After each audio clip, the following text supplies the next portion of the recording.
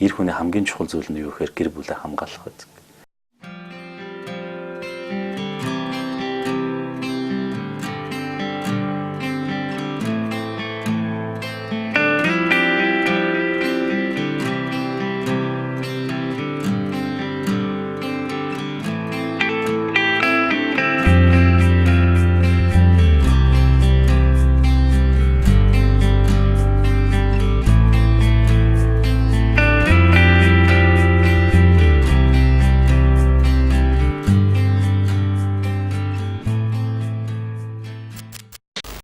За эхлээд өөрөөсөө эхлэх үү? Өөрийнөөс. За тэгээ. За. Өөр хэсэг улаан өнгөөр төсөөлдөг шүү дээ. Улаан өнгө. Яг тэгэхээр маш хурц, тасралтгүй. Одоо юу гэдэг улаан өнгөийг чи бид нар гал гэж зөвлөж байгаа шүү дээ. Тасралтгүй гал асч байдаг. Тэнд улаан энерги төөнч байдаг. Гэр бүлтэй болсон хүн бид нэр зогсож болохгүй шүү дээ. Үргэлж асч явах хэрэгтэй. Үргэлж дулаан байх хэрэгтэй. Тийм учраас би амьдралынхаа өнгөийг төсөөлөө гэх юм бол би улаанаар төсөөлөв.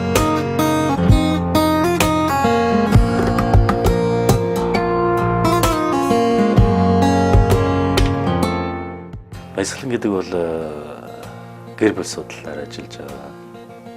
Нийгэмдээ бас гэр бүлүүдийг бас эрүүл зөв харилцаатай байгаасаа гэж хүсэж байгаа. Салтыг бас тодорхой хэмжээнд бууруулахыг хүсдэг. Магадгүй зүгээр гэр бүлүүд маань хоёр тийшээ өрөөндөө гар утсаа байж суух биш, амьд харилцаатай байхад нь дэмжиж туслах ийм хүсэлтэй л нэг ийм залуу байна. Ер нь бол миний мэргэжил бол гэр бүл судлаач мэргэжил. Тэгэхээр миний амьдралын хэв маяг зорилго бол ер нь бол Монголын нийгмийн гэр бүлүүдийг бас доктортой байлгахад нь тодорхой хэмжээний өөрийн гэсэн одоо хувь нэмрийг оруулах л ийм зорилго агуулж явж байгаа л ийм хүн байна. Ер нь амьдралын үн цэнийг би нэг хоёр зүйл дээр аягүй чухал ач холбогдол өгдөг шүү дээ. Амьдралын үн цэн гэдэг бол зөв амьдрах. Хүн хүнээрээ байх гэж хэлдэг тийм. Хоёрдугаарт гэр бүлийнхээ амьдралыг аягүй зөв авч явах. Энэ бол миний амьдралын яг үндсэн гол үн цэн. Маш чухал хоёр хэсэг байна. Мэдээж хүн сэтгэлийн амьтан шүү дээ. Тэгээ төгс биш. Алдаж онох зүйлүүд зөндөө байдаг. Заримдаа буруу зөвлөгөөх тохиолдож бас байдаг. Яг үнийг л хэлээ. Энийхээ дараа сэтгэлээр ундаг. Ингээд нэг хэлчихгүй яа да. Зөвлөгөө өгчихгүй яа да. Тэгээ мэдээж мэрэгжлийн хүмүүс учраас яаж тэндээс өөрийгөө гаргах вэ?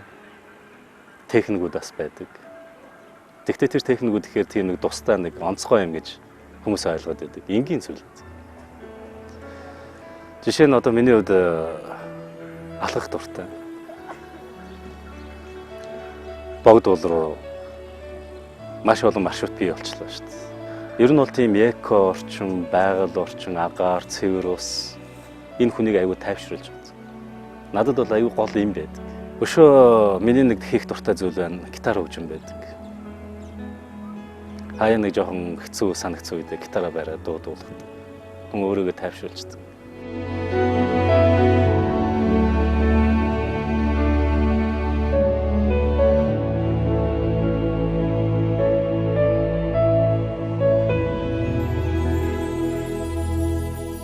Гэр бүл судлаач мэрэгчлэр ажиллаж байгаа бидний мэрэгжлийн хүмүүс юу гэж хардаг вэ гэхээр төгс перфект гэж хараад байдаг тийм.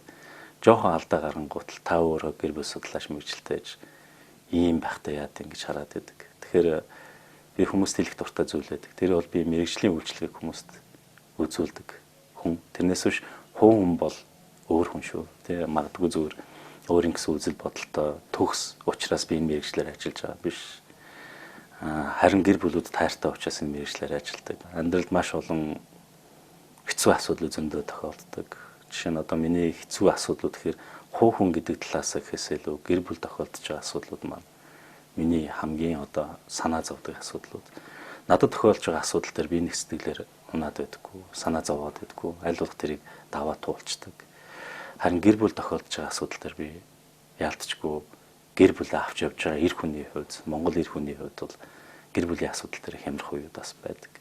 Энэ үеуд дээр хүн учраас бусдаас зөвлөгөө авах хичээдэг. Тэ өөрөө бас зөвлөгчтэй дээр бас байдаг. Хамгийн түрүүнд би тэр зөвлөгчдөр очиж зөвлөгөө авдаг да. Тэгэхээр би яагаад ингэж өөрөө бусдад зөвлөдөг мөртлөө зөвлөгчтэй байдаг вэ гэхээр нэг ийм үг надад их гоё таалагдаад байт. Мэргэн олон зөвлөгчтэй байдаг гэж. Тэгэхээр би зөв амьдарч гэнэ үү, буруу амьдарч гэнэ үү гэдгээ мэдхийн тулд би өөрөө бас зөвлөгч, чиглүүлэгч надад бас байдаг. Зарим тохиолдолд бид нар 7 хоногт нэг 10-аас 15 орчим гэр бүл хувинд зөвлөгөө өгдөг. Зарим тохиолдолд. Зарим тохиолдолд бол цөөхөн байдаг л та. Тэгвэл тэр хүмүүстэй уулзаж ярилцаад амьдралын сайхан зүйлийг гэхээс илүү бараан асуудалтай зүйлийг дандаа сонсдог. Асуудалтай хүн бид нар дээр ирж ханддаг. Шинэ өвчтөй хүн эмчтэй ханддаг үст. Биеэ эмчлүүлэхийн тулд. Бид нар дээр бол биеэ эмчлүүлэх биш. Сэтгэлээ харилцаагаа эрүүлжүүлэхийн тулд бид нар дээр ирдэг. Тэгвэл анх энэ мэрэгжлийг эзэмшээ явж байгаа шантарч исэн үе байдаг. Ямар мэрэгжил эзэмшиж вэ? Өөрөө стрессэнд орж байгаа. Дандаа хүний амьдралыг сонсвол. Заримдаа нөгөө үйлчлүүлж байгаа хүнийгээ баг үзий ядах сэтгэл төрөх жишээтэй тийм. Энэ тохиолдол байсан. Одоо би сүүлийн жилүүд жоохон мэрэгшиж байгаа болов уу гэж би өөрийгөө харж байна. Яагаад тэгэхээр мэрэгжил гэдгийг үйлчлэгээ гэж ойлгож. Би бол үйлчлэгээ үзүүлж гэж ойлгож. Одоо монголчуудын ярьдаг нөгөө гудамжны хооцчлаг, жингийн цуу явжлаг асуудлыг сонсдог, хажуугаар өнгөрүүлдэг, зөвлөгөө өгдөг. Ер нь бол эхлээд хамгийн түрүүнд гүйж очивол би их нэртэй ярьдаг байсан. За өнөөдөр ийм асуудалтай хүмүүс ингэж уулзлаа гэдэг. Уг нь өөрийгөө тайвшруулж яах гэж би ойлгож байсан байна. Сүүлд би яхаа болчихсон их нэртэй. Яг тэгэхээр давхар их нэрийгээ би тавгүй байдалд оруулж байгаа. Тэгэхээр ер нь бол мэрэгжлийн үндэл хандж яхах нь зөв юм байна. Тэгэхээр мэрэгжилд нэгт найзууд маань байдаг. Тэдэртэйгээ би хуваалцаж ярьдаг. Тэгж тайвширдаг. Тэгтээ аажралтай мөчүүд их байдаг шүү дээ. Хэцүү зүйлээс илүү. Эргээд дараа нь холбогдоод баярлаа.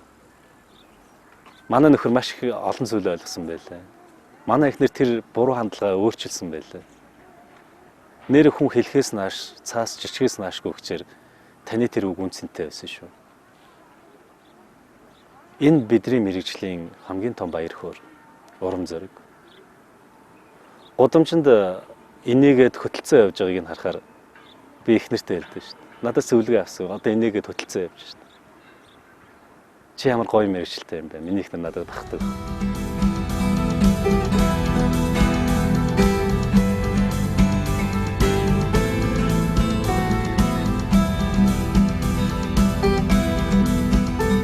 Амьдрал ерөөсөө хоёр талт. Ерөөсөө дэлхийн өнөөдөр хасах нэмэгдсэн ингээд хоёр цэнэгт оршдогтой адилхан. Хүний хандлага ч гэсэн өнөөдөр эрийг сүрэг гэж байдагтай адилхан. Амьдрал дотор зовлон жаргал хоёулаа ээлжлэн байдаг. Амьдралыг би юу гэж хардаг вэхээр тортой зөвлөх дуртай. Яг тэгэхээр би нөгөө хүнсний технологийн коллеж оюутнууд лекц орчоод үйлдвэрлэлийн дадлагт орохгүй юу. Тэгээ үйлдвэрлэлийн дадлага тэд нар яг торт хийж ирсэн. Тэгээ торт хийж авахыг харсан чинь миний бодож байгааг нэг орцсон. Тэрний юу гэхээр давс орж ирсэн хэмжээгээр. Би тортыг бол бодохдоо юу гэж харж ирсэн бэ гэхээр маш гоё амтлаг, чихэрлэг, гоё идэ гэж харж ирсэн. Тэгсэн чинь давс ороод. Тэгээ би ягаад ийм их давс ягаад ордгийг гэсэн чинь илүү тэр чихэрлэг байдлыг тодтохын тулд, илүү амтлаг болохын тулд заавал давс орд юм аа. Тэгэхээр амьдрал гэдэг бол ирээн бараантай байдаг. Аж аргалтай мөчүүдж байдаг, зовлон бишэлтэй мөчүүдж байдаг.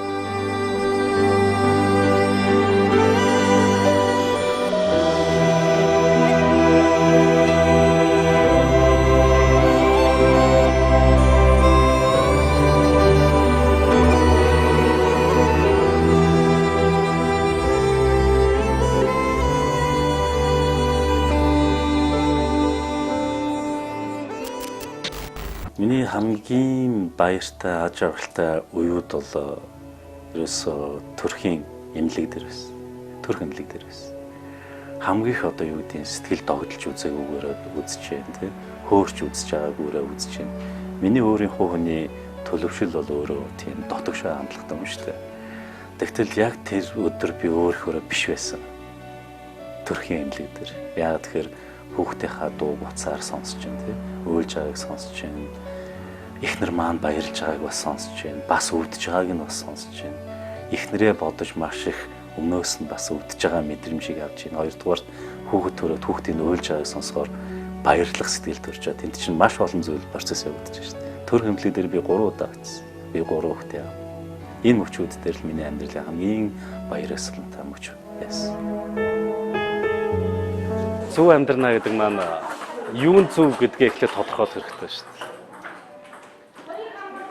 Жишээ нь стресс тайлах нь арх хэрэглэх нь зөв. Эргээд үр дүн ямар байна вэ?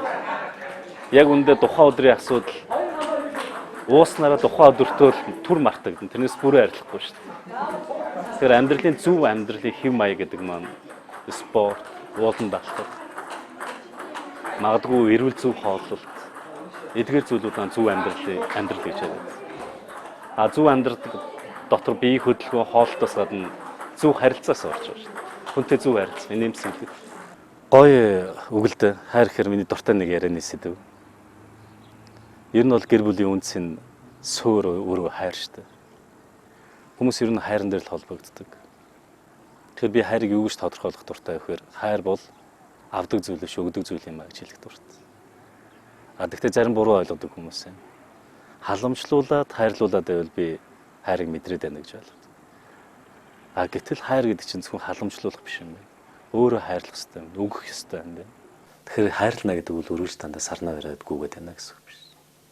Энэ бол зүгээр нэг хэлбэр байхгүй. Билүү яриад гүгээд байна гэсэн үг биш. Нэг нэгийг мэдэрнэ гэдэг бол хамгийн том бэлэг.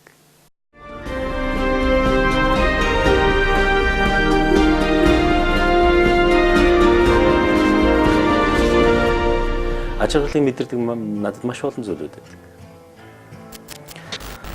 Тэр нь юу вэ гэхээр миний зөвлөгөө өгж байгаа, надтай уулзж байгаа асуудал, амьдрал нь сайжраад, харилцаа нь сайжраад, салах өргөдлөө өгсөн шүүхэн шийдвэр биелүүлэхдээ салах өргөдлөө өгөө явж байсан асуудал маа салах өргөдлөө буцааж ханаад ингээ явж байгаа асуудыг хараад би асаа маш их амьдрал маань аж аргалтай болдог. Эргээд таны тэр өгсөн зөвлөгөө бит хоёрын амьдралд маш чухал нөлөөсөн шүү. Гэт ингээд баярлалаа гэж хэлж байгаа ийм хосуудыг харахаар миний амьдрал аюул гоё аж аргалтай. Ядраад гүгээд ороод ирэхэд хин намайг аж аргалтай тайвшруулдаг гэхээр миний хүүхдүүд ах. Ялангуяа миний охин байд. Миний ах яадаг гэж намайг ингээл ядраад ороод ирэхэд аав та ядарсан байна. Та хүч ав. Би танд хүчээ өгье. Аамсаа тайлж өгөөл таамсаа тайлал тэгэл хөлөө ингээл өнөртүүлдэг баг. Би танд хүч өгж байгаа шүү. Тэгээ нөгөө ядарч ирсэн нөгөө хүн чинь ингээл охиныхаа тэр сэтгэлийг хараад гоё тэр өндрийг өнөртөл. Тэр бас аж аргал. Аж аргалыг би энгийн зүйлээс аяг мэдэрдэг шүү.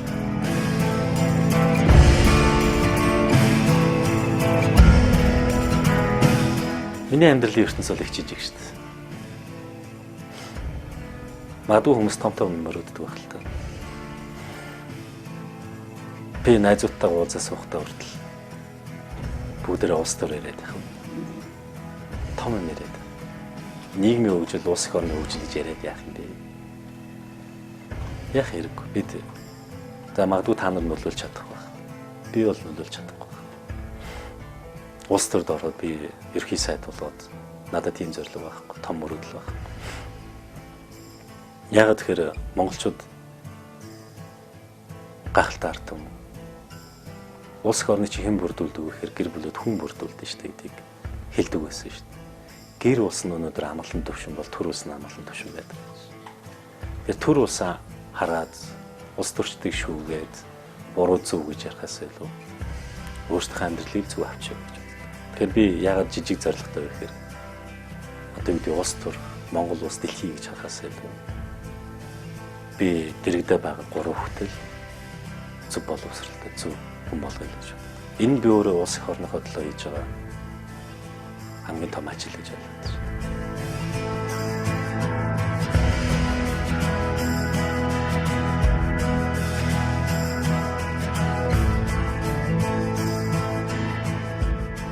Бүр алсын ирээдүйн зорилго бол их гоё зорилго байдаг шүү дээ. Эхнэр бит хоёрын. Ер нь бол гэр бүлтэй болоод ирэхээр хамтын зорилгод их болчтой юм. Хувийн зорилго гэсэн. Гэр бүлүүдэд Монгол гэр бүлүүд зориулсан гэр бүлийн гоё тийм зохицолбортой болъё гэдэг эхнэр бит хоёрын мөрөдлөд зорилго байдаг. Гэр бүлүүд маань очиж амардаг. Хүүхд тоглох талбайтай, ээж аав тэндээ зугаалчих боломжтой, бассейнтай, спорт зохицолбортой, гэр бүлүүдэд зориулсан караокетэй ч юм уу тий дуулах зорилготой. Гол нь эрүүл орчин бүрдүүлсэн. Тэнд ямар ч арих буруу зүйл өнөдөр байхгүй. Тийм зорилгыг агуулсан тийм зохицолбортой болох юмсан гэж боддог. Ерөөсөө тэнд очиод гэр бүлүүд амардаг. Магадгүй тэнд зохицолборт гэр бүлийн зөвлөгөөний төв өнөдөр ажиллаж байгаа жишээ тийм. Хамгийн гоё мөрөдлөө.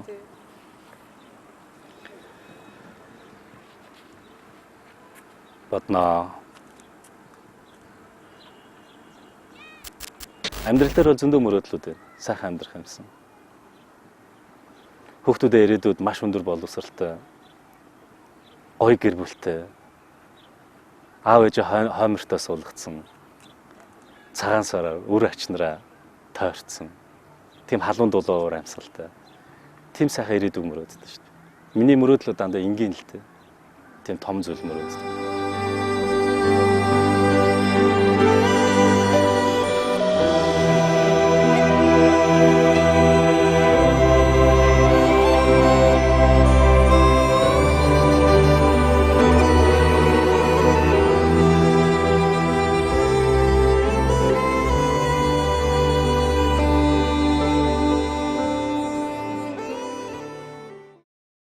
Чөлөө цагаа маш олон газрууд өнгөрүүлэхийг хүсдэг. Ер нь бол зөв хэвшил, амьдралын зөв дадал зуршил гэдэг үл хүнд айгуу чухал. Зөвхөн өөрхөн төлөө биш байхгүй. Бид өөрсдөө төлөө амьдраагүй шүү дээ. Магадгүй бидний зөв хэвшил, дадлаар дамжуулж өөр хүмүүс манчсан зөв соёлыг аваасан. Тийм учраас сарда 1-2 удаа би энэ клуб дээр тоглодог. Нүүстар клуб дээр тоглодог. Энэ дандаа мэрэгжлийн хүмүүс байдаг. Тэднийг хараад бахархдаг. Эдгээр шиг болох юмсан улам илүү өөрийгөө хурцлдаг. Яагаад би өөрийгөө ингэж хурцлдаг вэ гэхээр надад маш их хүчийг өгдөг, тайвширлыг өгдөг, маш их хүс дардаг. Надад бас нэг амрах нэг цаг. Тэгэхээр амарна гэдэг маань зөвхөн хүнчлөө нөмрөөд унтаад өгнөс биш байхгүй. Идэвхтэй амралт гэдэг чинь өөрөө спорт басаа байдаг. Тэгэхээр спортоор хичээлдэг байгаасаа гэж хосуудыг би бас уриалж байгаа. Бас миний дуртай нэг хийх зүйл байд юм аа. Тэр нь ер нь спортод дуртай. Ер нь бол яг хүмүүс хэлдэг л дээ. Их лекц уншдаг номын хүн гэж хүмүүс ойлгодог юм шиг байна. Тэгээ энэ тэнд ингээд сургалтаар явбал байгууллагуудтай хамтарч ажиллаад явхад хамгийн түрүүнд би тэдний зааланд нь орсон юм шиг байна. Скул ширийн тээсэн дээр очсон юм шиг.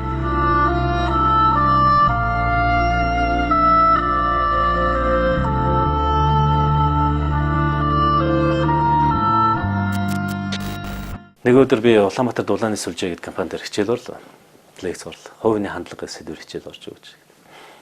Тэгээ за би ямар чиглэлээр яаж бичээлээ бэлтгөө бодож байгаад ганцхан слайд ашиглаад хичээл орсон баг.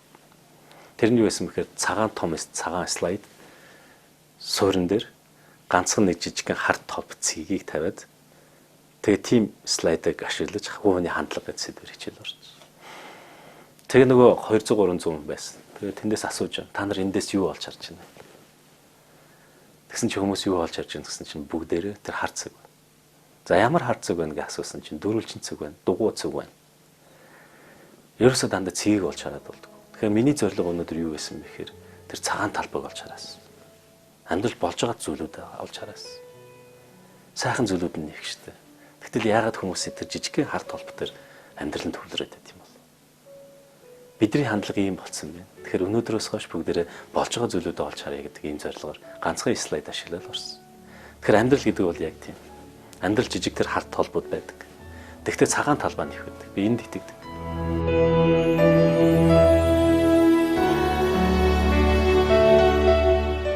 Маш бодиттой юм ярих юм бол зөндөө зүйл байна.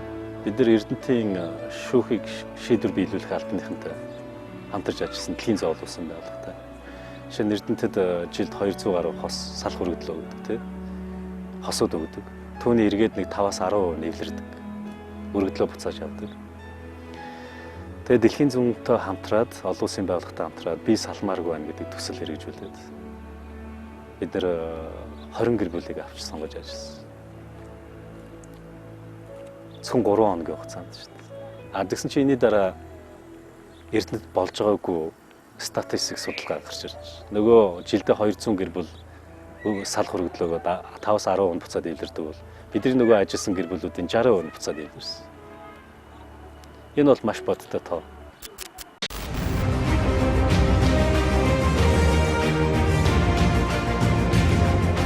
миний зарчим бол ярихаасаа өмнө хэрэгжүүлдэг. Хэрэгжүүлснэ харин ярьдаг. Бас муу санаатай байз. Яаж юм тэгэхээр болж байгаа хэрэгжүүлж байгаа юм би хүмүүст лекц олж уншиж байгаа. Болд юм байна. Ийм зүйлийг туршиж үзлээ.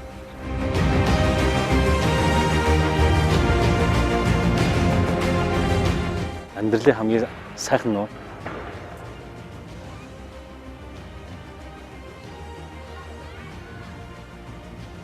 санаа зовнил байхгүй тайван байх юм уу да. Амар тайван.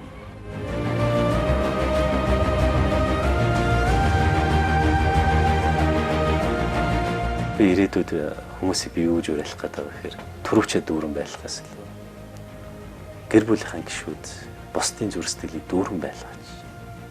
Ирээдүйд сайхан дурсамжийг хүүхдүүдэд түлхэх. Ингэж хэлж байгаа нь юутай холбоотой вэ гэхээр миний амьдралын зорилго.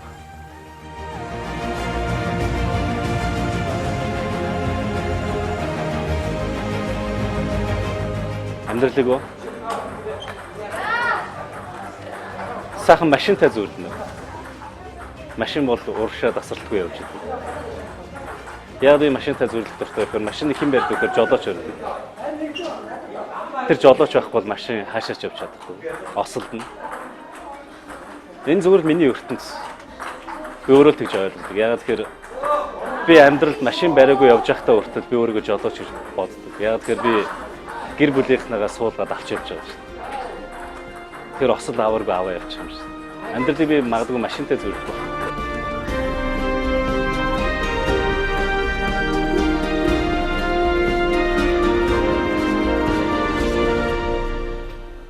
Тэгэхээр ойлгосон байх тий.